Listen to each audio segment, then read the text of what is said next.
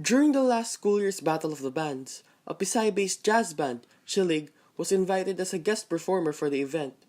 This is the first time a Pisay-based band, whose members were still Pisay students at the time, was invited to perform in Pisay.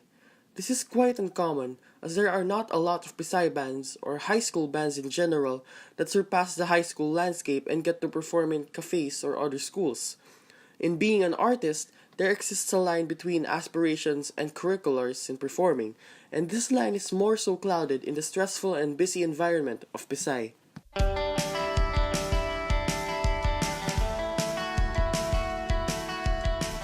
Pisay is a very liberal environment in that it utilizes a lot of arts for its curriculum and community-wide events. In the scope of this topic, music is a very polar one. Memorable projects such as the Grade 9 musicals and Grade 10 concerts are proof that the curriculum has heavily utilized this art. However, the main problem is that general music as a community-wide practice isn't structured to be sustainable in comparison to other socially reliant practices, such as dancing or orchestral singing, in that being a musician heavily relies on individual agenda to evolve. We asked members of a former band, Heptacle, in defining their experiences as a band, how they synergize with each other, and their progress as a more mature musician. Professionally or kahit magpe-perform lang talaga ako, parang gusto ko. Gusto ko rin yung if ever yung malalaking masa, parang magiging ako ganun. Ligo J. Puno. Sasayaw ko habang kumakanta. Yes, definitely. Kasi when you're gonna choose a career in the future, you don't only think about if it makes money. You also think about if you enjoy it. I'm actually not sure yet with what I actually want to do. Pero I guess it could be like a side job if ever I don't really click or something. It started nung grade 8, the first week of grade 8.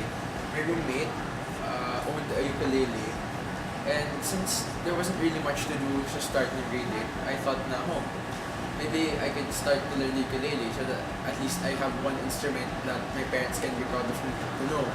So ayun, I started playing the ukulele, and by the end of the week, I was proud enough to say that I could play the ukulele at a really good way. Parang I was good at it na. I was almost as good as my roommate. Tapos from there, ayun, nag-progress lang siya. 2 months later, I learned how to play the guitar. Tapos from there, the next year, nag-gets ka ng paano mag-drums. And from there, everything just came to me. Kasi a good thing about me is I can learn fast. In grade 7 kasi, may kaibigan ako. Nung field trip, may pinakinig siya sa akin. Alapap, sabi niya, ang ganda niya na. Pero yung dinownload ko na version, yung live. So sabi niya, pakinggan mo yung studio version ng Alapap ng Eraserheads. So nung pakinggan ko, ang ganda nga. Tapos talagang Tapos biglang gusto ko mag-bass. I guess my biggest inspiration to start playing the guitar was Kuya Sean Obiera, guitarist of Chilig. It was really cool how he played all those jazz chords nung grade 9 pa lang siya. So I decided, why don't I try to learn the guitar and play something like that?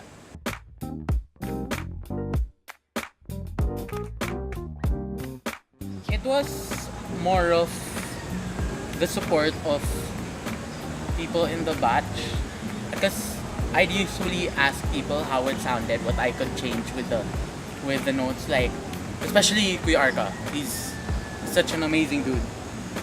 How he plays, he could shred, which is awesome.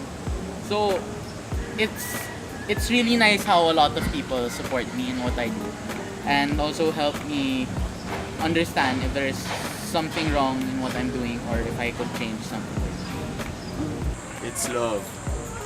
Sa tingin ko, nag-fail ako pag hindi ko kayang mahalin yung pinaperform ko. Or anything na gagawin ko. Parang may mga ibang songs na hindi ko kayang mahalin. Hindi ko talaga kayang i-perform ng maayos.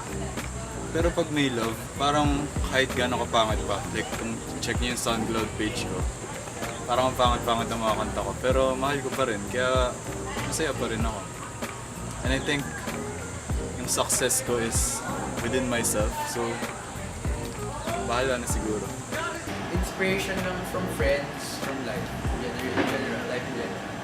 Pero mostly sa support from your friends, family, and people that know you. Like, when you practice around your friends or play songs around your friends, and they compliment, or you can see the smiles on their faces when you start playing the instrument and they all sing along to you. It makes you feel like you're good at music. So that feeling drives you to continue on with music.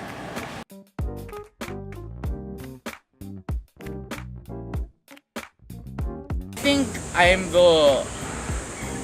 I was the one that started the collapse because I left first. They didn't break up yet.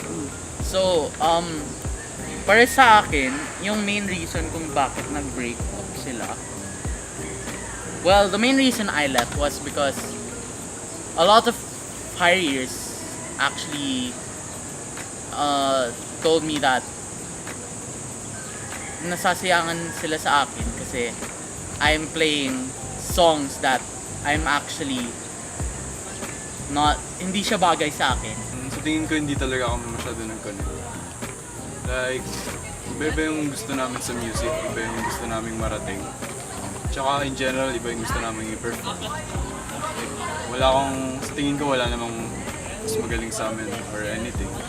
Pero iba-iba lang talaga yung mahal namin na music. It was a group of individuals. You know, like we didn't have much chemistry. Everybody as a band. We're more of singular good musicians all playing together at once. Hindi kami playing as it's like we weren't a family. You know? We were just people standing or playing music, not really together at the same time, but not together.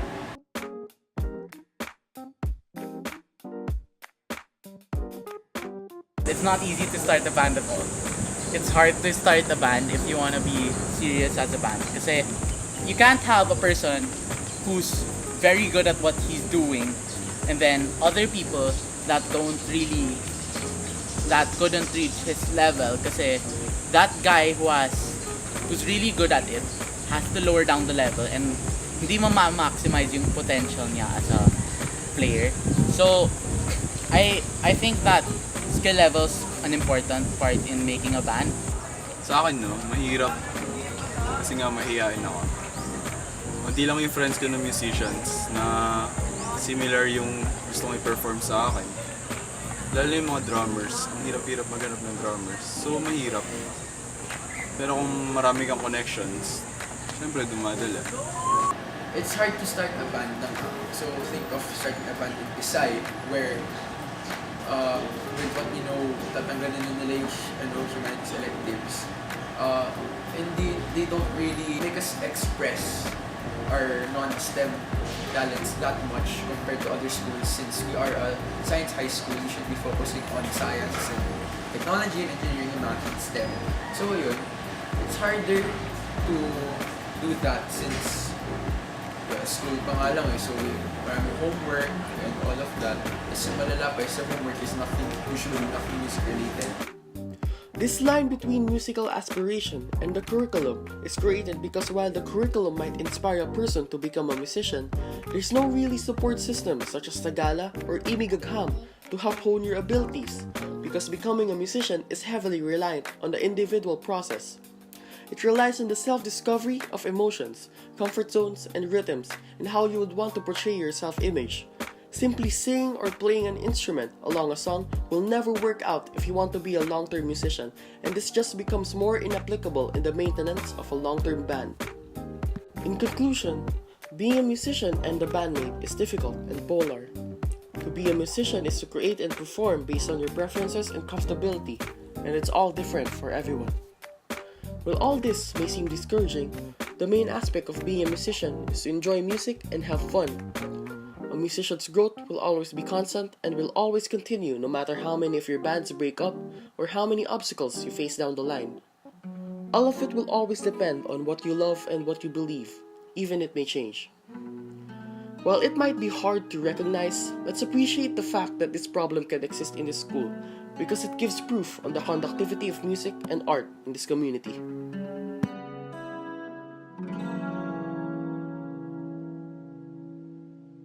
I love you, but I heard it's just because evolution's making me do. Is this true? 'Cause your evolution, why bring sadness? Might have been a gift, but please take love back.